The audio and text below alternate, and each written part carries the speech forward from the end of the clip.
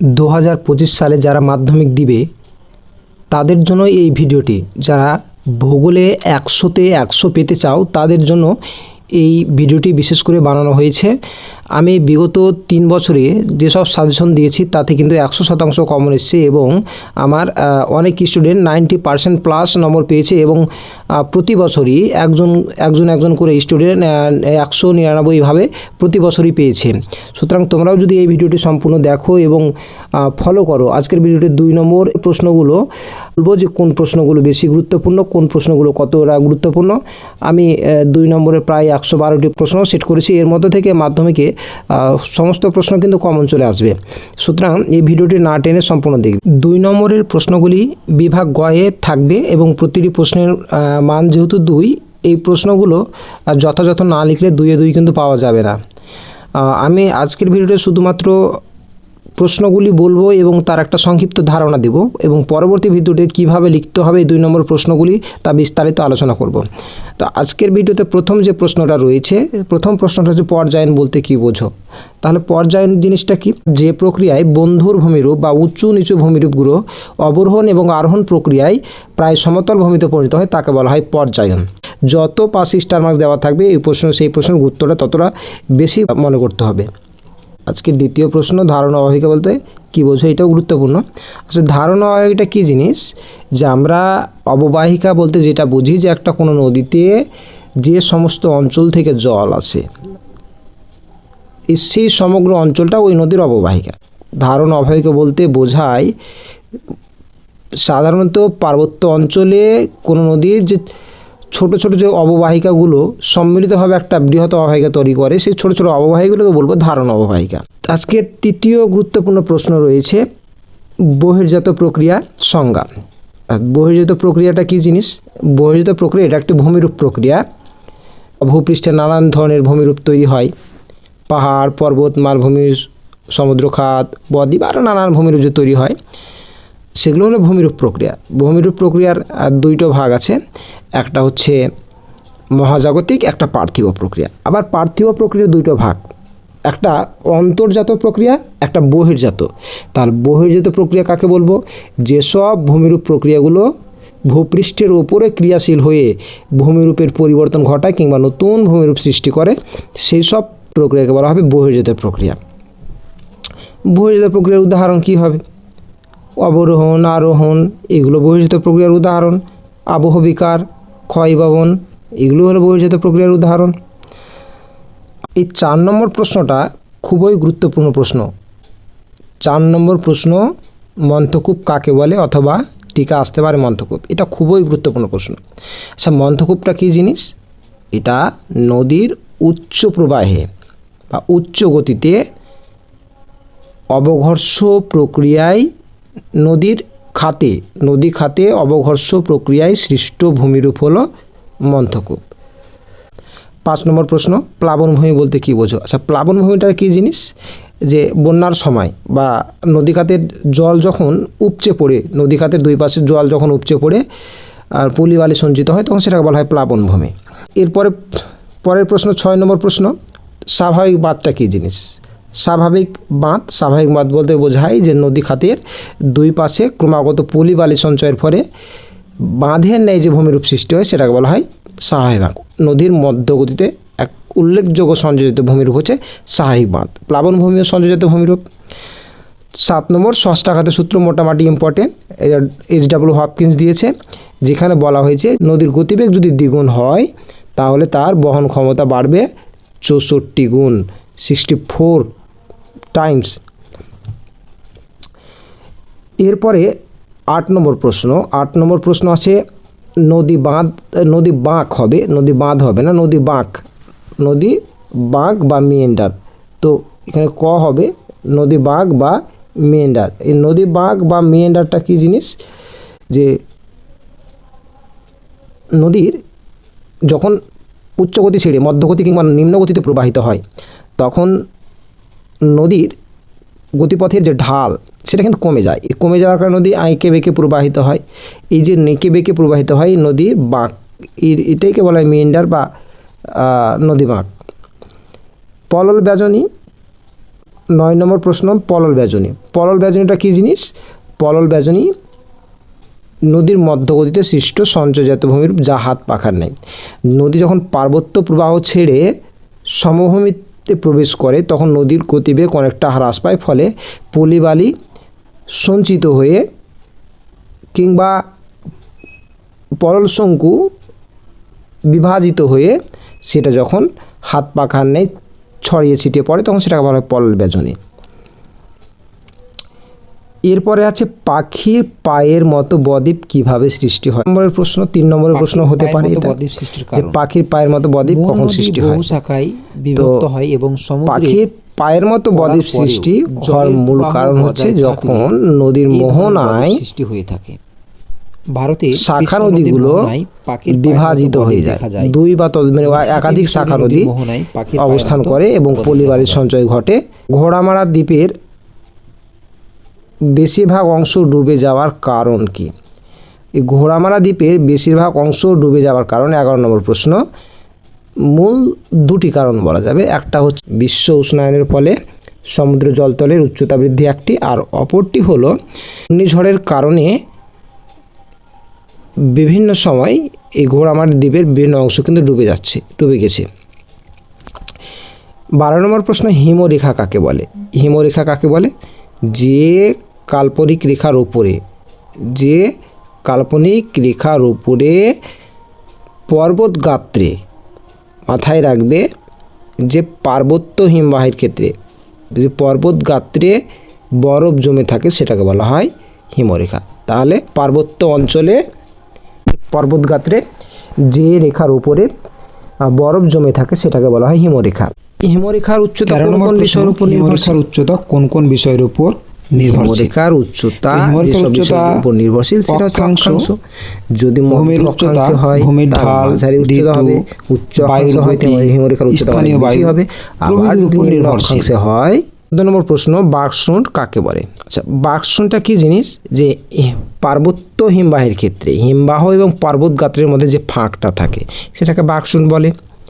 15 নম্বর প্রশ্ন, ক্রিয়াভাস, মোটামুটি ইম্পর্টেন্ট, যে হিমবাহের পৃষ্ঠদেশে যে আড়াআড়ি সমান্তরাল ফাটল সৃষ্টি হয়, হিমবাহের পৃষ্ঠদেশে আড়াআড়ি সমান্তরাল ফাটল সৃষ্টি হয় সেটাকে বলা হয় ক্রিভাস। ডিমের ঝুড়ির মতো ভূমিরূপ, যেটাকে ড্রামলিন বলা হয়। ডিমের ঝুড়ির মতো ভূমিরূপ বলতে কী বোঝো, বা ডিমের ঝুড়ির ভূমিরূপ কী, বা ড্রামলিন কি সংজ্ঞা আসতে পারে? ড্রামলিনটা কি? আসলে হিমবাহের সঞ্চয়জাত ভূমিরূপ। তো এই ড্রামলিন যখন পাশাপাশি অবস্থান করে, তো উপর থেকে দেখতে গেলে যদি দেখা যায়, দূর থেকে দেখতে গেলে সেখানে দেখতে মনে হবে যেন ডিম ভর্তি ঝুড়ির নেই ভূমিরূপ। অনেকগুলো ড্রামলিন পাশাপাশি অবস্থান করে, তাহলে দেখে মনে হবে যেন ঝুড়িতে যেন ডিম ভর্তি রয়েছে, অর্থাৎ ডিমের ঝুড়ির মতো অবস্থান করেছে। গ্রাবরেখা বলতে কি বোঝো? আচ্ছা, গ্রাবরেখাটা কি জিনিস? যে হিমবাহের সঞ্চয় কার্যের ফলে গঠিত এক ধরনের ভূমিরূপ হলো গ্রাবরেখা। কোথায় এই গ্রাবরেখা সৃষ্টি হয়? হিমবাহের প্রান্তদেশে, হিমবাহের তলদেশে, হিমবাহের 2 পাশে রেখার নেই যখন নুড়ি বালিগুলো সঞ্চিত হয় সেটাকে বলো আমরা গ্রাবরেখা। পাদদেশীয় হিমবাহ কাকে বলে? আচ্ছা, হিমবাহ কয় প্রকার? হিমবাহ কিন্তু 3 প্রকার, উপত্যকা হিমবাহ, মহাদেশীয় হিমবাহ আর পাদদেশীয় হিমবাহ। তো পাদদেশীয় হিমবাহ কোথায়? মূলত উচ্চ অক্ষাংশে পর্বতের পাদদেশীয় অঞ্চলে যে হিমবাহ দেখা যায় তাকে কি বলা হয়? তাকে বলা হয় পাদদেশীয় হিমবাহ। মহাদেশীয় হিমবাহ কাকে বলে? ভূখণ্ড জুড়ে বা বিশ্ব মহাদেশ জুড়ে যে হিমবাহ দেখা যায় তাকে মহাদেশীয় হিমবাহ বলে। গৌর বা গারাটা কি? গুরুত্বপূর্ণ ভূমিরূপ গৌর বা গারা। বায়ুর ক্ষয়কার্যের ফলে সৃষ্ট গুরুত্বপূর্ণ একটা ভূমিরূপ হচ্ছে গৌর বা গারা। বায়ুর প্রবাহ পথে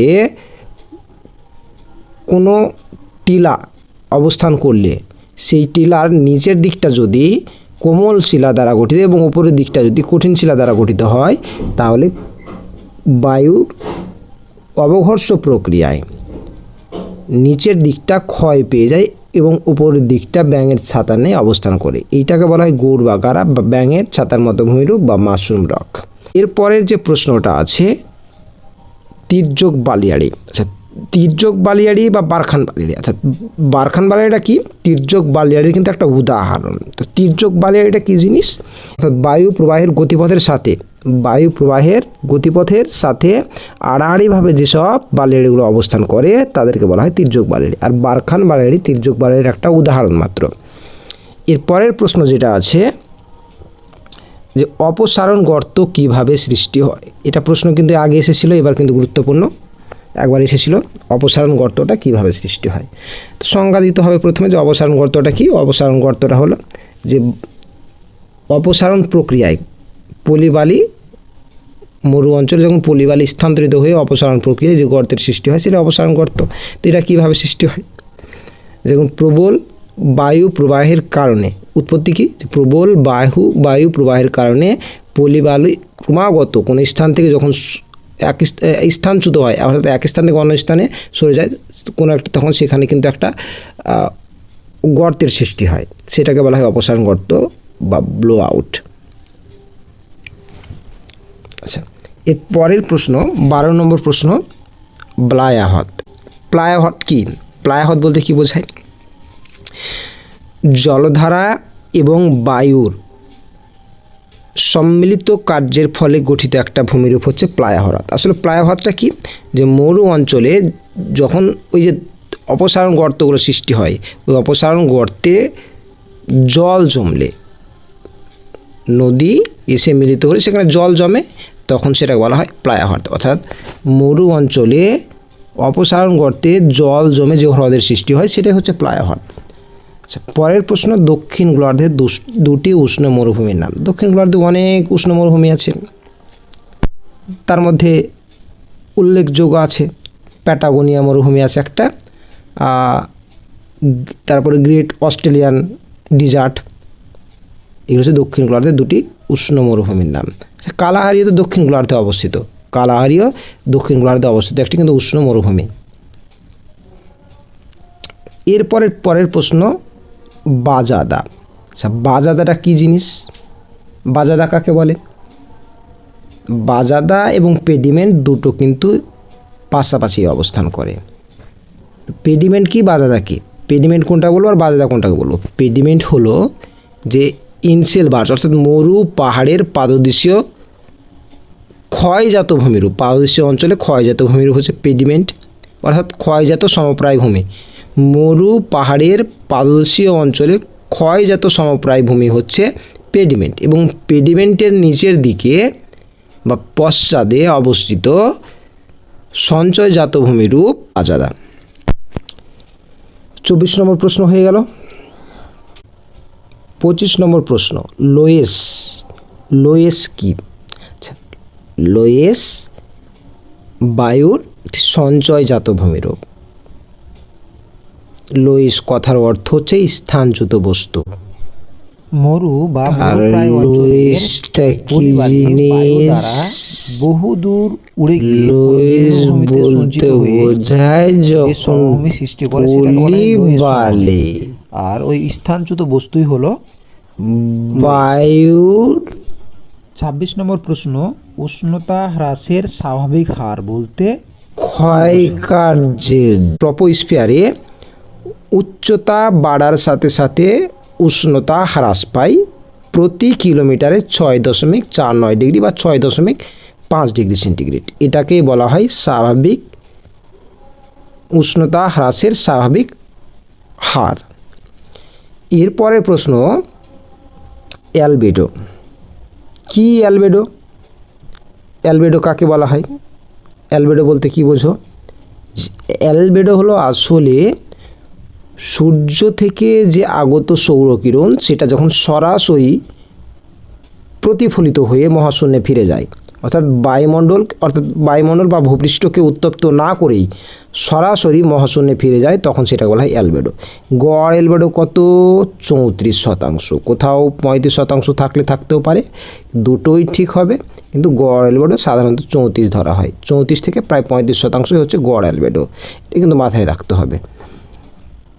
এরপরে খুবই গুরুত্বপূর্ণ প্রশ্ন, সমষ্ণ রেখা কি, সমষ্ণ রেখা সমান উষ্ণতা বিশিষ্ট স্থানগুলোকে মানচিত্রে যে কাল্পনিক রেখা দ্বারা দেখানো হয়ে থাকে সেটাই হলো সমষ্ণ রেখা। তাহলে সমষ্ণ রেখা কিন্তু বাস্তবে দেখা যায় না, এটা কিন্তু কেবল মানচিত্রে আমরা দেখতে পাই।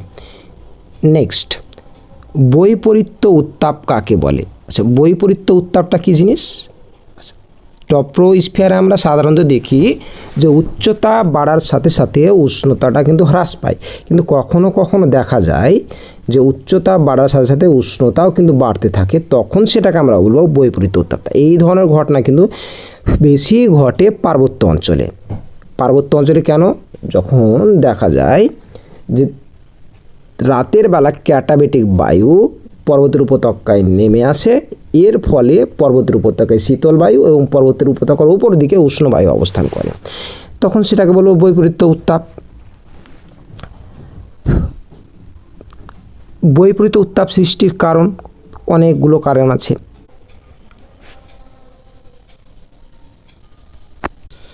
এই বৈপরীত্য উত্তাপ সৃষ্টির কারণগুলো কী কী? এই বৈপরীত্য উত্তাপ সৃষ্টির কারণগুলি হলো সুদীর্ঘ রাত্রি, মেঘহীন আকাশ, শান্ত আবহাওয়া, বরফাবৃত ভূপৃষ্ঠ। পরের প্রশ্ন, বিশ্ব উষ্ণায়ন বলতে কী বোঝো? আচ্ছা, খুবই গুরুত্বপূর্ণ প্রশ্ন। বিশ্ব উষ্ণায়ন থেকে এর আগেবার বড় প্রশ্ন এসছে, ছোটো প্রশ্ন আসতে পারে। তাহলে বিশ্ব উষ্ণায়ন বলতে কী বোঝো? যে পৃথিবীর গড় তাপমাত্রা বেড়ে যাচ্ছে, অর্থাৎ মানুষের কার্যাবলী এবং জলবায়ু পরিবর্তনের কারণে পৃথিবীর যে গড় তাপমাত্রা ক্রমশ বাড়ছে, এই গড় তাপমাত্রা বৃদ্ধিকে বলা হয় বিশ্ব উষ্ণায়ন বা গ্লোবাল ওয়ার্মিং। এর পরের প্রশ্ন, আন্তঃক্রান্তীয় মিলন অঞ্চল বা সম্মিলন অঞ্চল বা আন্তঃক্রান্তীয় অভিসারী অঞ্চল ITCZ বিভিন্নভাবে আসতে পারে। কি এটা? তো ITCZ এর পুরো নামটা মনে রাখলে হলো যে ITCZ এর পুরো নাম হচ্ছে ইন্টারট্রপিক্যাল কনভার্জেন্স জোনস, যার বাংলা হচ্ছে আন্তঃক্রান্তীয় অভিসারী অঞ্চল বা আন্তঃক্রান্তীয় মিলন অঞ্চল। কোনটাকে বলবো? অর্থাৎ উত্তর পূর্ব এবং দক্ষিণ পূর্ব আয়ন বায়ু যেখানে মিলিত হয় সেটাকে বলা হয় ITCZ বা আন্তঃক্রান্তীয় অভিসারী অঞ্চল। পরের প্রশ্ন, জেড বায়ুর বৈশিষ্ট্য আছে। জেড বায়ুটা কি? জেড বায়ুটা হলো ঊর্ধ্ব ট্রপোস্ফিয়ারে পশ্চিম থেকে পূর্ব দিকে প্রবাহিত প্রবল গতি সম্পন্ন জিওস্ট্রপিক বায়ু। এটা কিন্তু মাথায় রাখতে হবে। তার জেড বায়ুর সংজ্ঞা থেকে অনেক বৈশিষ্ট্য হয়ে গেল। কোন দিক থেকে কোন দিকে প্রবাহিত হয়? পূর্ব থেকে পশ্চিম না পশ্চিম থেকে পূর্বে? পশ্চিম থেকে পূর্বে। সর্পিল আঁকা বা সর্পিল পথ বা আঁকা বাঁকা পথ, এটা ঊর্ধ্ব ট্রপোস্ফিয়ারে দেখা যায়। অনেক বৈশিষ্ট্য হয়ে যাবে। তো দুটো বৈশিষ্ট্য। এরপরে চিনুক। চিনুকটা কি? এই চিনুকটা হলো স্থানীয় বায়ু, যেটা উত্তর আমেরিকার প্রেরি অঞ্চল থেকে রকি পার্বত্য অঞ্চলের দিকে প্রবাহিত হয়, এবং রকি পার্বত্য অঞ্চলে কিন্তু বরফ গলিয়ে দেওয়ার বিশেষ ভূমিকা রয়েছে এই চিনুকের। এই জন্য চিনুককে তুষার খাদকও বলা হয়। একবার প্রশ্ন এসেছে যে চিনুককে তুষার খাদক বলা হয় কেন? এর পরের প্রশ্ন, 35 নম্বর প্রশ্ন, ডোলড্রামস বা নিরক্ষীয় শান্ত বলয় আসলে কি? উত্তর পূর্ব এবং দক্ষিণ পূর্ব আয়ন বায়ু যেখানে মিলিত হয় নিরক্ষীয় অঞ্চলে, এদের মিলিত হওয়ার আগেই বায়ু উষ্ণ হয়ে কিন্তু উপরের দিকে উঠে যায়। এর ফলে এই দুই বায়ুর মধ্যবর্তী অঞ্চল প্রায় শান্তভাবে অবস্থান করে। এই শান্ত অঞ্চলটিকে বলা হয় ডোলড্রামস বা নিরক্ষীয় শান্ত বলয়। পরের প্রশ্ন, অশ্ব অক্ষাংশ। আচ্ছা, অশ্ব মানে কি? ঘোড়া। অশ্ব বলতে ঘোড়াকে বোঝায়। অশ্ব অক্ষাংশ অর্থাৎ কর্কটীয় এবং মকরীয় অঞ্চলে, অর্থাৎ কর্কটীয় এবং মকরীয় অঞ্চলে বায়ু প্রায় শান্তভাবে প্রবাহিত হওয়ায় আগেকার দিনে নাবিকেরা যখন সেখানে পালতোলা জাহাজে সমুদ্র যাত্রা করত, এই ক্রান্তীয় অঞ্চলে এই কর্কটীয় এবং মকরীয় কর্কট ক্রান্তি এবং মকর ক্রান্তি রেখার কাছাকাছি এসে তাদের গতি কিন্তু প্রায় ক্রান্তীয় শান্ত বলয়ে এসে, অর্থাৎ কর্কট ক্রান্তীয় শান্ত বলয় এবং মকর ক্রান্তীয় শান্তি বলয়ে এসে নৌকার গতিবেগ শূন্য হয়ে যেত। এর ফলে তাদের নৌকার ভার কিছুটা কমানোর জন্য অশ্ব বা ঘোড়াগুলিকে জলে ফেলে দেওয়া হতো। তাই সেখান থেকে নামকরণ করা হলো অশ্ব অক্ষাংশ। টিকা, গর্জনশীল 40 আছে। গর্জনশীল 40 কার সঙ্গে যুক্ত? পশ্চিমা বায়ুর সঙ্গে যুক্ত, এটা মাথায় রাখতে হবে। আর গর্জনশীল 40 দেখা যায় দক্ষিণ গোলার্ধে 40 ডিগ্রি দক্ষিণ অক্ষরেখায়। তো 40 ডিগ্রি দক্ষিণ অক্ষরেখায় পশ্চিমা বায়ু বাধাহীনভাবে প্রবাহিত হয় সশব্দে, তাই এটাকে বলা হয় গর্জনশীল চল্লিশা। ঘূর্ণবাতের চক্ষু, আচ্ছা ঘূর্ণবাতের চক্ষু কোন ঘূর্ণবাতের ক্ষেত্রে চক্ষু দেখা যায়? ক্রান্তীয় ঘূর্ণবাতের ক্ষেত্রে। তো ক্রান্তীয় ঘূর্ণবাতের কেন্দ্রীয় অংশ যেখানে বায়ু শান্তভাবে অবস্থান করে সেটাকে বলা হয় ঘূর্ণবাতের চক্ষু। ফেরেলের সূত্র, ফেরেলের সূত্র অনুসারে বায়ু দুই গোলার্ধে কোন কীভাবে প্রবাহিত হয়? এক কথায় ফেরেলের সূত্রটা বললেই হলো যে উত্তর গোলার্ধে ডান দিকে বেঁকে আর দক্ষিণ গোলার্ধে বাঁ দিকে বেঁকে প্রবাহিত হয়। অর্থাৎ বায়ু সরাসরি উচ্চচাপ থেকে নিম্নচাপের দিকে প্রবাহিত হয় না। বায়ু কোন দিক থেকে কোন দিকে প্রবাহিত হয় সর্বদা? আমরা জানি যে বায়ু সর্বদা প্রবাহিত হয় উচ্চচাপ থেকে নিম্নচাপে, কিন্তু কোরিওলিস বলের প্রভাবে, পৃথিবীর আবর্তন গতির ফলে সৃষ্ট কোরিওলিস বলের প্রভাবে বায়ু কিন্তু উচ্চচাপ থেকে নিম্নচাপের দিকে প্রবাহিত হতে পারে না। উত্তর গোলার্ধে ডান দিকে বেঁকে এবং দক্ষিণ গোলার্ধে বাঁ দিকে প্রবাহিত হয়। মার্কিন আবহবিদের আবিষ্কার করেছে বলে এর নাম হয়ে গেল ফেরেলের সূত্র। মার্কিন আবহবিদ ফেরেল এটা আবিষ্কার করেছে। আচ্ছা, পরের প্রশ্ন, শিশিরাঙ্ক। আচ্ছা, শিশিরাঙ্ক বলতে কি বোঝায়? শিশিরাঙ্ক অর্থাৎ যে তাপমাত্রায় বায়ু সম্পৃক্ত হয়, অর্থাৎ যেখানে আর জলীয় বাষ্প ধারণ ক্ষমতা থাকে না, সেই অবস্থাকে বলা হবে শিশিরাঙ্ক। অর্থাৎ যে তাপমাত্রায় বা যে উষ্ণতায় বায়ু সম্পৃক্ত হয় সেটাকে বলা হয় শিশিরাঙ্ক। আচ্ছা, নিরপেক্ষ আর্দ্রতা কী জিনিস? বা নিরপেক্ষ বা চরম আর্দ্রতা, দুটো কিন্তু একই জিনিস, এই দুটো একই জিনিস, নিরপেক্ষ বা চরম আর্দ্রতা। তো কাকে বলবো? যে নির্দিষ্ট আয়তনের বায়ুতে যে পরিমাণ জলীয় বাষ্প থাকে সেটা চরম আর্দ্রতা বা নিরপেক্ষ আর্দ্রতা। নিরপেক্ষ আর্দ্রতা ছাড়া আরও দুই প্রকার আছে, বিশেষ আর্দ্রতা, আপেক্ষিক আর্দ্রতা। আপেক্ষিক আর্দ্রতা যেহেতু পরীক্ষায় চলেছে সেটা আসবে না। তো নিরপেক্ষ আর্দ্রতা বা চরম আর্দ্রতা একই জিনিস, নির্দিষ্ট আয়তনের বায়ুতে যে পরিমাণ জলীয় বাষ্প থাকে সেটা হচ্ছে নিরপেক্ষ আর্দ্রতা। আর বিশেষ আর্দ্রতা কি? নির্দিষ্ট ওজনের বায়ুতে যে পরিমাণ জলীয় বাষ্প থাকে। এদের এককগুলোও মাথায় রাখতে হবে। নিরপেক্ষ আর্দ্রতার একক গ্রাম পার ঘনসেমি, আর বিশেষ আর্দ্রতার একক গ্রাম পার কেজি। সমবর্ষণ রেখা সমষ্ণ রেখার মতোই একই রকম সমবর্ষণ রেখা। সমান বৃষ্টিপাতযুক্ত স্থানগুলোকে মানচিত্রে যে রেখা দ্বারা দেখানো হয় সেটা হচ্ছে সমবর্ষণ রেখা। বৃষ্টির ছায় অঞ্চল, বৃষ্টির ছায় অঞ্চল কি? যে এটা সাধারণত শৈলক্ষেপ বৃষ্টিপাতের ক্ষেত্রে দেখা যায় যে শৈলক্ষেপ বৃষ্টিপাত প্রতিবাদ ঢালে হলেও অনুবাদ ঢালে জলীয় বাষ্পপূর্ণ বায়ু শুষ্ক অবস্থায় পৌঁছায়। অর্থাৎ শৈলক্ষেপ বৃষ্টিপাতের ক্ষেত্রে জলীয় বাষ্পপূর্ণ আর্দ্র বায়ু প্রতিবাদ ঢালে বৃষ্টিপাত ঘটানোর পরে সেটা যখন অনুবাদ ঢালে পৌঁছায় সেখানে কিন্তু বাতাসে জলীয় বাষ্প না থাকায় বৃষ্টিপাত কম হয়। এই জন্য অনুবাদ পর্বতের অনুবাদ ঢালকে বলা হয় বৃষ্টির ছায় অঞ্চল। শৈবাল সাগর কী জিনিস? শৈবাল সাগরটা খুবই গুরুত্বপূর্ণ একটা প্রশ্ন। যে শৈবাল সাগর বলতে বোঝায় যে শৈবাল সাগর বা সার্গোসো সি। কী এই শৈবাল সাগর বা সার্গোসো সিটা কি? যে সমুদ্রের মধ্যবর্তী কোনো অংশে জায়ুর সৃষ্টি হলে বা গায়ুর সৃষ্টি হলে, অর্থাৎ সমুদ্র স্রোত চক্রাকারে আবর্তিত হলে তার মধ্যবর্তী অংশ যখন স্রোতহীন হয়ে পড়ে বা শান্ত অবস্থায় অবস্থান করে তখন সেখানে বিভিন্ন প্রকার শৈবাল ও আগাছা জন্মায়, সেটাকে বলা হয় সার্গোসো সি বা শৈবাল সাগর। সমুদ্র স্রোত এবং সমুদ্র তরঙ্গের মধ্যে পার্থক্য। সমুদ্র স্রোত যখন সমুদ্রের জলরাশি একটা নির্দিষ্ট দিকে প্রবাহিত হয় সেটা সমুদ্র স্রোত, আর সমুদ্রের তরঙ্গ কোনটা? সমুদ্রের জলরাশি যখন একই জায়গায় ওঠানামা করে তখন সেটাকে বলে সমুদ্র তরঙ্গ। সমুদ্র স্রোতের সংজ্ঞা বলে দিলাম। মূলত নিয়ত বায়ু প্রবাহের কারণে সমুদ্র জলরাশি যখন একই দিকে নির্দিষ্ট দিকে প্রবাহিত হয় তখন সেটাকে বলবো সমুদ্র স্রোত। হিমশৈল কি? খুবই গুরুত্বপূর্ণ প্রশ্ন যে হিমশৈলটা কি? কী হিমশৈল? সমুদ্রের জলে ভাসমান বিশাল আকৃতির বরফের স্তূপকে বলা হয় হিমশৈল। এটা কী কারণে সৃষ্টি হয়?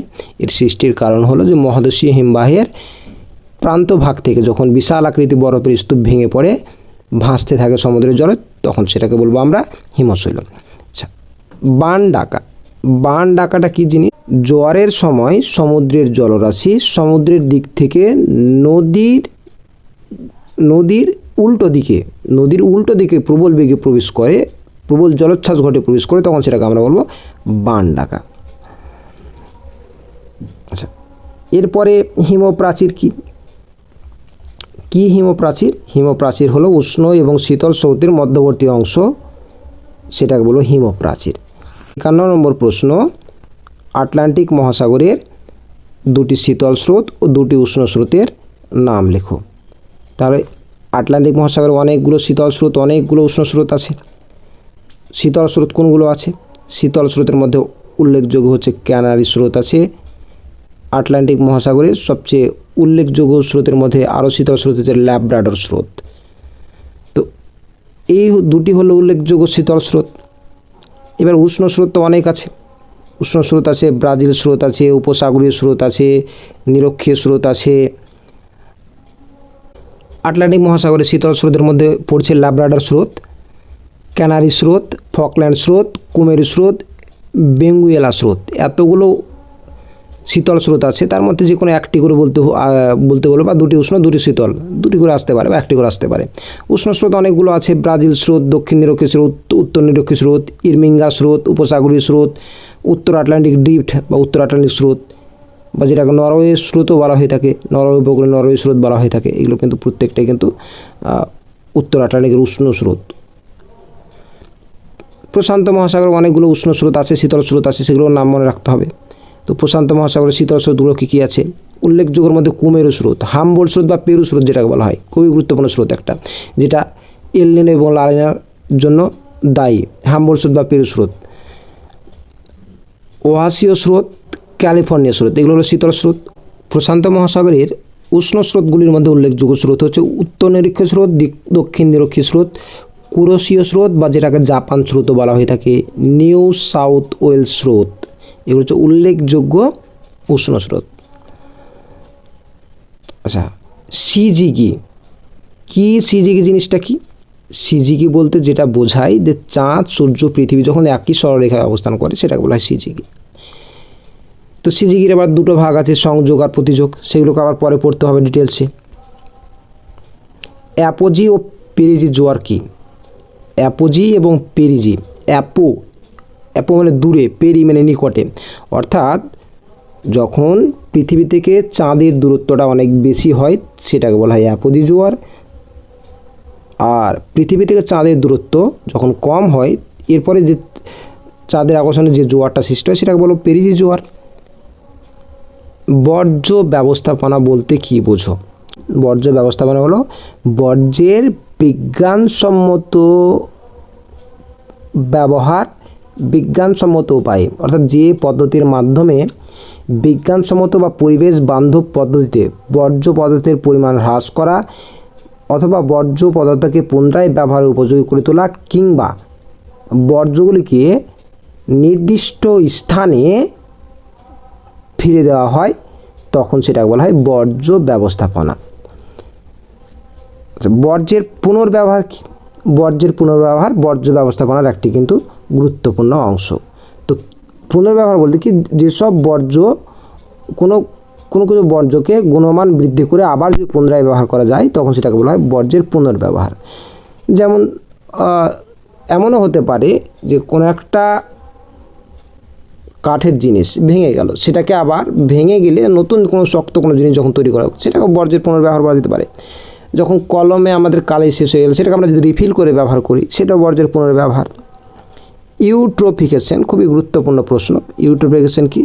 যে ইউট্রোফিকেশন হলো জল দূষণের একটি কিন্তু অঙ্গ, অর্থাৎ জলে ডিটারজেন্ট জাতীয় পদার্থ, বিভিন্ন রাসায়নিক পদার্থ মিশে গেলে জলজ উদ্ভিদ এবং প্রাণীর মৃত্যু ঘটে, জল দূষণ ঘটে এবং জলের বিভিন্ন প্রাণীগুলো কিন্তু মরতে থাকে। সেই ঘটনাকে আমরা বলবো ইউট্রোফিকেশন। ভরাটকরণ বা ল্যান্ডফিল। ভরাটকরণ বা ল্যান্ডফিলটা কি? ল্যান্ডফিল বা ভরাটকরণ বলতে বোঝায় যে সাধারণত লোকালয়, অর্থাৎ যেখানে বসবাস করা হয়, বস্তি বা লোকালয় থেকে দূরে কোনো নিচু জমিতে কঠিন বর্জ্যগুলোকে যখন মাটি খুঁড়িয়ে সেখানে চাপা দেওয়া হয়, মাটি খুঁড়ে পুঁতে দেওয়া হয়, তখন সেটাকে বলবো আমরা বর্জ্যের ভরাটকরণ পদ্ধতি বা ল্যান্ডফিল পদ্ধতি। তেজস্ক্রিয় বর্জ্য কাকে বলে? খুবই গুরুত্বপূর্ণ প্রশ্ন একটা। তেজস্ক্রিয় বর্জ্য বলতে আমরা কোনগুলোকে বলবো? জল দূষণের ফলে জলে অ্যালগির পরিমাণ বৃদ্ধি পেলে প্রকৃতপক্ষে সেই ঘটনাকে বলা হয় ইউট্রোফিকেশন। বর্জ্যের উল্লেখযোগ্য উদাহরণ রেডিয়াম, থোরিয়াম, ইউরেনিয়াম, এগুলো উল্লেখযোগ্য তেজস্ক্রিয় বর্জ্যের কিন্তু উদাহরণ। এর পরের প্রশ্ন, বর্জ্য ব্যবস্থাপনায় 3R 4R আসতে পারে। বর্জ্য ব্যবস্থাপনায় 3R বা 4R কি? 3R যখন আসবে তখন 3টি R বলতে আমরা যেটা বুঝবো সেটা হচ্ছে রিডিউস, রিইউজ, রিসাইকেল। আর যদি 4R হয় তার সঙ্গে একটা জিনিস যোগ হবে, সেটা হচ্ছে রিফিউজ, অর্থাৎ প্রত্যাখ্যান করা।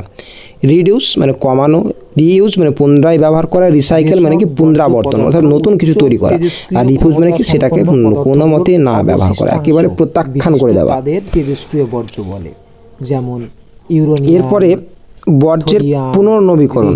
পুনর্নবীকরণ মানে কি?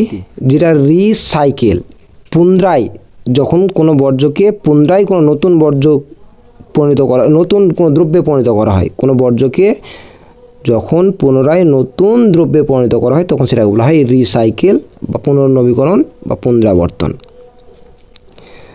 আচ্ছা, এরপরে গুরুত্বপূর্ণ প্রশ্ন, পৌরসভার বর্জ্যের সংজ্ঞা দাও। আচ্ছা, পৌরসভা বর্জ্য বলতে কি বোঝায়? পৌরসভার বর্জ্য বলতে বোঝায় যে শহরে গৃহস্থলী, কারখানা, হাসপাতাল, দোকান প্রভৃতি স্থান থেকে কঠিন তরল যে বর্জ্য উৎপন্ন হয় সেটাকে বলে পৌরসভার বর্জ্য। আচ্ছা, পশ্চিমঘাট পর্বতের 2টি গিরিপথের নাম। পশ্চিমঘাট পর্বতের প্রধান 3টি গিরিপথ হচ্ছে, 3টি গিরিপথ ভোরঘাট, পলঘাট আর থলঘাট। যে কোনো 2টির নাম বলতে বলেছে, 2টির নাম বললেই হবে। হিমালয়ের 2টি গিরিপথ, হিমালয় অনেক গিরিপথ আছে, যে কোনো 2টি, বানিহাল, জজিলা, বুর্জিলা, খারদুংলা, জিলিপলা, নাথুলা। কিন্তু অবশ্যই মনে রাখতে হবে যে এই পাসগুলো কোন কোন স্থানকে যুক্ত করেছে। যেমন বানিহাল পাস, এটা জম্মু ও শ্রীনগরকে যুক্ত করেছে। জজিলা পাস শ্রীনগর ও লেকে যুক্ত করেছে। খারদুংলা পাস লে এবং সিয়াচেনকে যুক্ত করেছে। এই কয়েকটা পাস খুবই কিন্তু গুরুত্বপূর্ণ, অর্থাৎ পাস কথার অর্থ হচ্ছে গিরিপথ। এই গিরিপথগুলো গুরুত্বপূর্ণ। কোন কোন গিরিপথ কোন কোন স্থানের মধ্যে যুক্ত রয়েছে। আচ্ছা, গিরিপথটা কি? পার্বত্য অঞ্চলের যে সংকীর্ণ রাস্তা সেগুলোকে বলা হয় গিরিপথ। পরের প্রশ্ন আছে 65 নম্বর প্রশ্ন, দুন। দুন বলতে কি বোঝো? দুন বলতে বোঝায় যে শিবালিক ও হিমালয়ের মধ্যবর্তী উপত্যকাগুলিকে সেখানকার স্থানীয় ভাষায় দুন বলা হয়। যেমন দেরাদুন, এটা হিমালয় অঞ্চলের সবচেয়ে বড় দুন। কয়াল বলতে কি বোঝো? কয়াল, কয়াল হচ্ছে উপরহ্রদ, লবণাক্ত জলের উপরহ্রদ। কোথায়? মালাবার উপকূলের উপরহ্রদগুলিকে বলা হয় কয়াল। এর মধ্যে সবচেয়ে বড় কয়ালের নাম কি? এখানে ভেম্বনাথ কয়াল সবচেয়ে বড় কয়াল। 67 নম্বর প্রশ্ন, কচ্ছের রন বা কচ্ছের রান। এই রন বা রান জিনিসটা কি? যে গুজরাটের অগভীর লবণাক্ত জলের হ্রদগুলিকে স্থানীয় ভাষায় রান বা রন বলা হয়। তো কচ্ছের রন ভারতের বৃহত্তম রন বা রান, এটি কচ্ছ উপদ্বীপে অবস্থিত। আচ্ছা, এই রন বা রান কথার অর্থ কি? অগভীর লবণাক্ত নিম্নভূমি বা জলাভূমি। 68 নম্বর প্রশ্ন, ময়দান বলতে কি বোঝো? কর্ণাটক মালভূমির পূর্ব দিকে অল্প উঁচু উঁচু ঢেউ খেলানো তরঙ্গায়িত ভূভাগ হচ্ছে ময়দান। আর এই ময়দান কথার অর্থ হচ্ছে অনুচ্চ ভূমিভাগ। অন্যদিকে কর্ণাটক মালভূমির যে পশ্চিমের অংশটা আছে, এই পশ্চিমের অংশ বেশি উঁচু নিচু ঢেউ খেলানো, এই অঞ্চলকে বলা হয় মালনাদ। মালনাদ কথার অর্থ হচ্ছে পাহাড়ি দেশ, এটা কিন্তু মাথায় রাখতে হবে। এই ডেকান ট্রাপ বলতে কি বোঝায়? ডেকান ট্রাপ হচ্ছে যে মহারাষ্ট্র মালভূমি তথা দাক্ষিণাত্য মালভূমি ব্যাসাল জাতীয় শিলায় গঠিত হয়েছে, স্তরে স্তরে গঠিত হয়েছে এবং দেখতে সিঁড়ির ধাপের মতো, তাই একে বলা হয় কি? ডেকান। এই ডেকান ট্রাপ বলতে কি বোঝায়? ডেকান ট্রাপ হচ্ছে যে মহারাষ্ট্র মালভূমি তথা দাক্ষিণাত্য মালভূমি ব্যাসাল জাতীয় শিলায় গঠিত হয়েছে, স্তরে স্তরে গঠিত হয়েছে এবং দেখতে সিঁড়ির ধাপের মতো, তাই একে বলা হয় কি? ডেকান ট্রাপ। এই মরুস্থলীটা কি? যে রাজস্থান সমভূমির একেবারে পশ্চিমে উদ্ভিদবিহীন বিস্তীর্ণ। মরুস্থলীটা কি? যে রাজস্থান সমভূমির একেবারে পশ্চিমে উদ্ভিদবিহীন বিস্তীর্ণ বালি, পাথর, বালিয়াড়ি প্রভৃতি দ্বারা গঠিত অংশ হচ্ছে মরুস্থলী। অর্থাৎ প্রশ্ন, এটা কর্ণাটক প্রকৃতপক্ষে মরুভূমি। প্রাকৃতিক অংশের নাম লেখো। এই মরুস্থলী কথার অর্থ কি? মরুস্থলী কথার অর্থ হচ্ছে মৃতের দেশ। এর প্রশ্ন, ভারতের 2টি জল অভিভাজিকার নাম। আচ্ছা, জল অভিভাজিকা কাকে বলা হয়? যে উচ্চভূমি দুটো নদী অববাহিকাকে পৃথক করে তাকে বলা হয় জল বিভাজিকা। যেমন পশ্চিমঘাট পর্বত আছে, হিমালয় হচ্ছে ভারতের বৃহত্তম জলবিভাজিকা, 71 বিন্ধ্য পর্বত আছে, এগুলো হচ্ছে উল্লেখযোগ্য জলবিভাজিকা। বহুমুখী নদী উপত্যকা পরিকল্পনা দুটি উদ্দেশ্য। আচ্ছা, বহুমুখী পরিকল্পনার উদ্দেশ্য কি? মূল উদ্দেশ্য হচ্ছে বন্যা নিয়ন্ত্রণ, জলবিদ্যুৎ উৎপাদন, মৃত্তিকা ক্ষয় নিয়ন্ত্রণ, পানীয় জলের সরবরাহ, অনেকগুলো উদ্দেশ্য আছে, যে কোনো দুটি বললেই হবে। বৃষ্টির জল সংরক্ষণের দুটি উদ্দেশ্য। বৃষ্টির জল সংরক্ষণ কেন করব? খরার প্রতিরোধ করার জন্য, কৃষিকার্যের জন্য, প্রশ্ন, ভারতের দুটি গৃহস্থলী ব্যবহারের জন্য, নাম নানান কাজে ব্যবহার করা হয়। জলবিভাজিকা কি? ভৌমজলের ভাণ্ডার বৃদ্ধির জন্য নানান কাজে এই ভৌমজল, এই বৃষ্টির জল সংরক্ষণ করা হয়ে থাকে। মৌসুমী বিস্ফোরণ বলতে কী বোঝো? মৌসুমী বিস্ফোরণটা কি? মৌসুমী বিস্ফোরণ বলতে বোঝায় যে মৌসুমী বায়ু যখন আগমন ঘটে, জুন মাসে মৌসুমী বায়ু মালবার উপকূলে আগমন ঘটে প্রচুর বৃষ্টিপাত ঘটায়, তখন সেটাকে বলা হয় কি? মৌসুমী বিস্ফোরণ। এটা সংক্ষেপে বললাম, পরবর্তীতে আমি ডিটেলসে আলোচনা করব। পশ্চিমী ঝঞ্ঝা কাকে বলে? যে শীতকালে পশ্চিমা বায়ুর প্রভাবে উত্তর পশ্চিম ভারতে মাঝে মাঝে ঝিরিঝিরি বৃষ্টি হয়, এটাকে বলা হয় পশ্চিমী ঝঞ্ঝা। তো পশ্চিমী ঝঞ্ঝা কিন্তু শীতকালে হয়, এটা কিন্তু মোটেই মৌসুমী বায়ুর প্রভাবে ঘটে না, এটা পশ্চিমা বায়ুর প্রভাবেই কিন্তু ঘটে থাকে। 77 নম্বর প্রশ্ন, কালবৈশাখী কি? কি কালবৈশাখী? যে সাধারণত আমাদের এই পশ্চিমবঙ্গে গ্রীষ্মকালে অর্থাৎ বৈশাখ জ্যৈষ্ঠ মাসে বিকেলের দিকে যে ঝড় হয় সেটাকেই বলা হয় কালবৈশাখী। এই কালবৈশাখী আসামে আবার বরদৈশিলা নামে পরিচিত, কেরালায় আম্রবৃষ্টি নামে পরিচিত, কর্ণাটক আবার চেরি ব্লাজম নামে পরিচিত, বিভিন্ন স্থানে বিভিন্ন নামে পরিচিত। কালবৈশাখী এক ধরনের স্থানীয় বায়ু। আচ্ছা, কালবৈশাখী ছাড়া কী কী স্থানীয় বায়ু আছে ভারতে? লু আছে, আঁধি আছে। আচ্ছা, আম্রবৃষ্টি এখনই বললাম যে আম্রবৃষ্টি দক্ষিণ ভারতে কালবৈশাখী ঝড়কে আম্রবৃষ্টি বলা হয়। কেন বলা হয়? কারণ যে আমের ফলনটা বৃদ্ধি পায়। 79 নম্বর প্রশ্ন, কৃষ্ণ মৃত্তিকার বৈশিষ্ট্য। গুরুত্বপূর্ণ, 2019 সালে এসেছিল কৃষ্ণ মৃত্তিকা সম্পর্কে। কৃষ্ণ মৃত্তিকার বৈশিষ্ট্য 2 নম্বরে আসতেই পারে যে এটা ব্যাসল্ট শিলা থেকে সৃষ্টি, টাইটানিয়াম অক্সাইডের পরিমাণটা বেশি, এই মাটির রং কালো, একে রেগুর মাটিও বলা হয়, ব্ল্যাক সয়েল বা কটন সয়েলও বলা হয়, জল ধারণ ক্ষমতা যথেষ্ট বেশি। অনেকগুলো বৈশিষ্ট্য আছে, যে কোনো দুটো বললেই হবে। ল্যাটেরাইট মাটির বৈশিষ্ট্য একই রকম। ল্যাটেরাইট মাটিতে এটা ইটের মতো, রংটা অনেকটাই, এটা অনেক শক্ত, এই মাটিতে জল ধারণ ক্ষমতা কম, লৌহ, অ্যালুমিনিয়াম ও ম্যাঙ্গানিজ অক্সাইড সমৃদ্ধ, আর এই মাটি অনুর্বর প্রকৃতির। কৃষ্ণ মৃত্তিকা অনেকটাই উর্বর প্রকৃতির হলেও এই ল্যাটেরাইট মাটি কিন্তু অনুর্বর প্রকৃতির। ল্যাটেরাইট মাটি কৃষ্ণ মৃত্তিকা এর বৈশিষ্ট্য আসতেই পারে, মোটামুটি ইম্পর্টেন্ট। ঝুম চাষ কীভাবে মৃত্তিকা ক্ষয়কে ত্বরান্বিত করেছে? ঝুম চাষটা কী জিনিস? যে মূলত পার্বত্য অঞ্চলে উপজাতি গোষ্ঠীর মানুষেরা যখন বন পুড়িয়ে সেখানে চাষবাস করে, সেটা বলা হয় ঝুম চাষ। আচ্ছা, বন পুড়ালে দেখে তো গাছের পরিমাণ কমে যায়, অর্থাৎ গাছের শিকড়ের পরিমাণ কমে যায়, তো এর ফলে পার্বত্য অঞ্চলে এমনিতেই মাটি ক্ষয় বৃদ্ধি পাবে। আচ্ছা, এরপরে সামাজিক বনসৃজন বলতে কী বোঝায়? সামাজিক বনসৃজন শব্দটার মধ্যেই সমাজ শব্দটি যুক্ত। আচ্ছা, সামাজিক বনসৃজন বলতে তাহলে কী বোঝায়? যে সমাজের মানুষের সহায়তায় পতিত জমিতে যখন বনভূমি সৃষ্টি করা হয়, নানা উদ্দেশ্য সাধন করা হয়, তখন সেটাকে আমরা বলবো সামাজিক বনসৃজন। 83 নম্বর প্রশ্ন, সামাজিক বনসৃজনের উদ্দেশ্যগুলো কী কী? তো 82 নম্বর প্রশ্নে বলা হয়েছে যে সামাজিক বনসৃজন কাকে বলে? যে সমাজের মানুষের কল্যাণের জন্য, যে সমাজের মানুষের সহায়তায় যখন পতিত জমিতে বনভূমি সৃষ্টি করা হয়, সেটা হলো সামাজিক বনসৃজন। তাহলে উদ্দেশ্য কী? সামাজিক বনসৃজনের উদ্দেশ্যগুলোর মধ্যে কী কী আছে? যে পতিত জমি পুনরুদ্ধার করা, মানুষের কর্মসংস্থান বৃদ্ধি, বৃক্ষরোপণ, জ্বালানি কাঠের সরবরাহ, তার মানুষের আর্থিক উন্নতি, সাধারণ মানুষের আর্থিক উন্নতি, এগুলো হচ্ছে সামাজিক বনসৃজনের উদ্দেশ্য। এবার সামাজিক বনসৃজন এবং কৃষিজ বনসৃজন। কৃষিজ বনসৃজনটা কি? কৃষিজ বনসৃজনটা হলো যে কৃষক তার নিজস্ব উদ্যোগে কৃষি জমির চারিধারে কিংবা কৃষি জমির মাঝে মাঝে গাছ লাগায়, তখন সেটা বলা হয় কৃষিজ বনসৃজন। তো এই কৃষিজ বনসৃজনের আর সামাজিক বনসৃজনের মূল পার্থক্য হলো এতে সমাজের মানুষের সহায়তা এবং সমাজের মানুষের কল্যাণের জন্য, এবং কৃষিজ বনসৃজন কৃষক তার ব্যক্তিগত উদ্যোগেই এই কৃষিজ বনসৃজন করে থাকে। এটা হচ্ছে মূল পার্থক্য। আর এই ক্ষেত্রে কেবলমাত্র কৃষকেরই লাভ হয়, আর সামাজিক বনসৃজনে সমাজের মানুষের লাভ হয়ে থাকে। মরু উদ্ভিদের দুটি বৈশিষ্ট্য আছে। মরু উদ্ভিদকে কী বলা হয়? জিরোফাইট বা জাঙ্গাল উদ্ভিদ। মরু উদ্ভিদকে কী বলা হয়ে থাকে? জিওরোফাইট বা জার্মোফাইট। কী বৈশিষ্ট্য? এগুলো গুল্ম প্রকৃতির হয়, কাটা ঝোপ জাতীয়, গাছের আকৃতি খুব বড় হয় না, গাছগুলো ছোট প্রকৃতির হয়, এদের মূল খুব সুগঠিত সুদীর্ঘ হয়ে থাকে, যেহেতু জল পায় না তাই মূলটা খুব মাটির খুব গভীরে প্রবেশ করে। এগুলো হচ্ছে মরু উদ্ভিদের বৈশিষ্ট্য। এদের অনেক গাছের পাতা কাঁটায় পরিণত হয়েছে, গাছের কাণ্ড মোমের আবরণ থাকে, আবার অনেক গাছের কাণ্ড আবার চ্যাপ্টা প্রকৃতির হয়ে গেছে। এগুলো হচ্ছে মরু উদ্ভিদের বৈশিষ্ট্য। ধাপ চাষের গুরুত্ব। ধাপ চাষের গুরুত্ব কী কী? খুবই ইম্পর্টেন্ট, 2 নম্বরে আসতে পারে, 3 নম্বরে আসতে পারে ধাপ চাষের গুরুত্ব। তো ধাপ চাষের গুরুত্ব কী? ধাপ চাষের প্রধান গুরুত্ব হলো যে মৃত্তিকা ক্ষয় রোধ। 2 নম্বর, জল ধারণ ক্ষমতা বৃদ্ধি। যে ধাপ কেটে কেটে চাষ করায় জল ধারণ ক্ষমতা বৃদ্ধি পায়।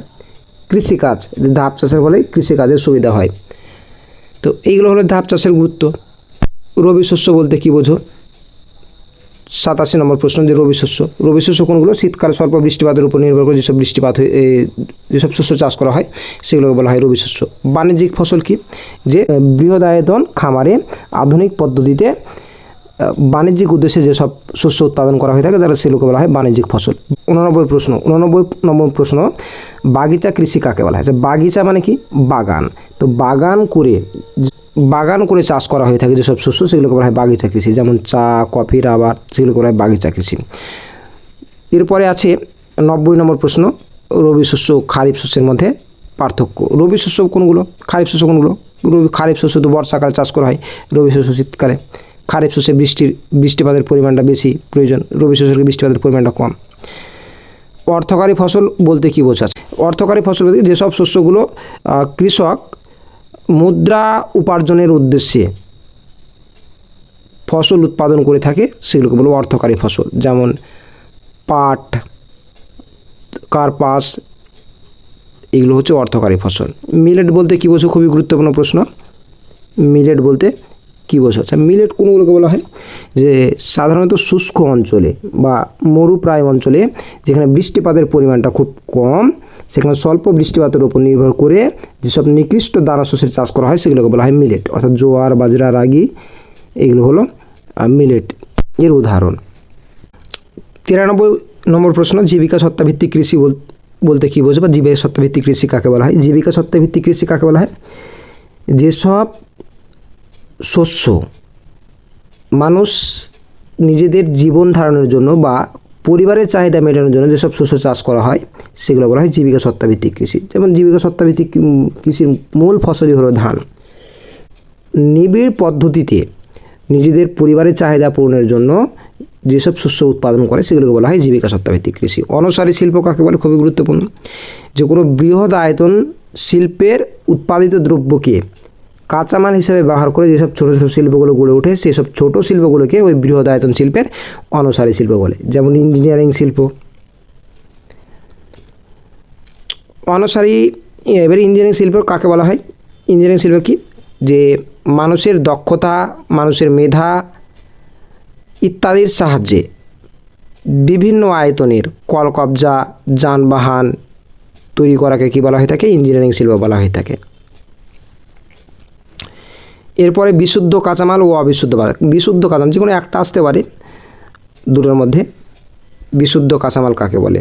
তো কাঁচামাল বলতে সেগুলোকে বোঝায় যেগুলো ওজন কমে যায় না। কাঁচামাল উৎপাদিত, অর্থাৎ কাঁচামালকে শিল্পে ব্যবহারের পর দ্রব্য উৎপাদন করার পরেও যখন তার ওজন হ্রাস পায় না তখন সেসব কাঁচামালকে বলবো বিশুদ্ধ কাঁচামাল। আর যেসব কাঁচামাল ওজন হ্রাসমান, অর্থাৎ কাঁচামালকে দ্রব্যে রূপান্তরিত করার পর তার ওজন অনেকটা কমে যায়, অর্থাৎ এরপরের প্রশ্ন যে পুনঃরপ্তানিকারক বন্দর কাকে বলা হয়? আচ্ছা, পুনঃরপ্তানিকারক বন্দর একটা যেমন কলকাতা বন্দর আছে, লন্ডন বন্দর, এগুলো হচ্ছে পুনঃরপ্তানিকারক বন্দর। পুনঃরপ্তানিকারক বন্দর কাকে বলা হয়? যখন কোনো বন্দরে দ্রব্যের ওজন বিদেশ থেকে কাঁচামাল আমদানি করা হয় বা কোনো দ্রব্য বিদেশ থেকে কোনো দ্রব্য আমদানি করা হয় সেই বন্দরে না নামিয়ে পুনরায় সেগুলোকে যখন বিক্রির উদ্দেশ্যে বা রপ্তানির উদ্দেশ্যে পাঠিয়ে দেওয়া হয় অন্য কোনো জায়গায় তখন সেটা বলা হয় পুনঃরপ্তানিকারক বন্দর, যেমন কলকাতা। তথ্য প্রযুক্তি শিল্পের সংজ্ঞা দাও। খুবই গুরুত্বপূর্ণ প্রশ্ন। তথ্য প্রযুক্তি শিল্প কাকে বলে? যে মানুষের মেধা ও কম্পিউটার প্রযুক্তির সাহায্যে তথ্যের বিশুদ্ধ কাঁচামালের সংগ্রহ, তথ্যের পরিমার্জন, তথ্যের বিশ্লেষণ, তথ্যের উপস্থাপনা করাকে বলা হয় তথ্য প্রযুক্তি শিল্প। জনবিস্ফোরণ কাকে বলে? 99 নম্বর প্রশ্ন, জনবিস্ফোরণ কাকে বলা হয়? আচ্ছা, জনবিস্ফোরণ বলতে কী বোঝায়? যখন নানান রকম সুযোগ সুবিধা বৃদ্ধি, যেমন চিকিৎসা বিদ্যার উন্নতি কিংবা খাদ্যের বিপ্লব ইত্যাদির কারণে হঠাৎ করে যখন কোনো অঞ্চলে দ্রুত জনসংখ্যা বৃদ্ধি পায় তখন সেটাকে বলা হয় জনবিস্ফোরণ। আচ্ছা, এরপরে আউটসোর্সিং। আচ্ছা, আউটসোর্সিংটা কী জিনিস? দ্রুত এবং উন্নত মানের কাজ পাওয়ার জন্য কোনো সংস্থা যখন বাইরের কোনো সংস্থার মাধ্যমে কাজ করিয়ে নেয় তখন সেটাকে বলা হয় আউটসোর্সিং। আচ্ছা, ধারণযোগ্য উন্নয়ন বা সাস্টেনেবল ডেভেলপমেন্ট বা স্থিতিশীল উন্নয়নটা কী? এই ধারণযোগ্য উন্নয়ন বা স্থিতিশীল উন্নয়ন বলতে বোঝায় যখন পরিবেশে থাকা কোনো সম্পদ এর ব্যবহার বিজ্ঞানসম্মতভাবে করা হয় যাতে ভবিষ্যৎ প্রজন্মের চাহিদা মেটানোর ক্ষেত্রে কোনো প্রকার আপোষ না করা হয় এবং পরিবেশের কোনো প্রকার ক্ষতি না করা হয়, তখন সেই উন্নয়নকে আমরা বলবো ধারণযোগ্য উন্নয়ন। সোনালী চতুর্ভুজ বলতে কী বোঝায়? ভারতের প্রধান 4টি নগরী দিল্লি, মুম্বাই, কলকাতা, চেন্নাইকে 4 থেকে 6 লেন সড়ক দ্বারা যুক্ত করা হয়েছে, এটাকেই বলা হয় সোনালী চতুর্ভুজ। এরপরে শিকড় আলগা শিল্প কাকে বলে? যেসব শিল্পের কাঁচামাল বিশুদ্ধ প্রকৃতির, সেই সব শিল্পগুলি কাঁচামালের উৎস ছাড়াও যে কোনো স্থানে গড়ে ওঠে, অর্থাৎ মূলত সেগুলো বাজার কেন্দ্রিক হয়। অর্থাৎ সেই সব শিল্পগুলি, বিশুদ্ধ কাঁচামাল ভিত্তিক শিল্পগুলি যে কোনো স্থানে গড়ে উঠতে পারে সেগুলোকে বলা হয় এই শিকড় আলগা শিল্প বা ফুটলুজ ইন্ডাস্ট্রি, যেমন কার্পাস বয়ন শিল্প, বস্ত্র বয়ন শিল্প, পাট শিল্প ইত্যাদি। ভূ বৈচিত্র্য সূচক মানচিত্রের সংজ্ঞা দাও। ভূ বৈচিত্র্য মানচিত্র কাকে বলা হয়? ভূ বৈচিত্র্য সূচক মানচিত্র বলতে কি বোঝো?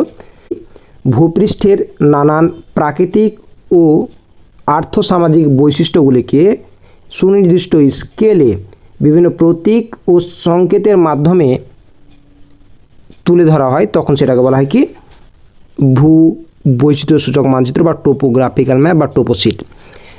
এফসিসি কি? এফসিসির পুরো নাম কি? False colour composite. অর্থাৎ উপগ্রহ চিত্রে প্রকৃত রঙের পরিবর্তে যখন ছদ্ম রং ব্যবহার করা হয় তখন সেটা বলা হয় এফসিসি বা ফলস কালার কম্পোজিট।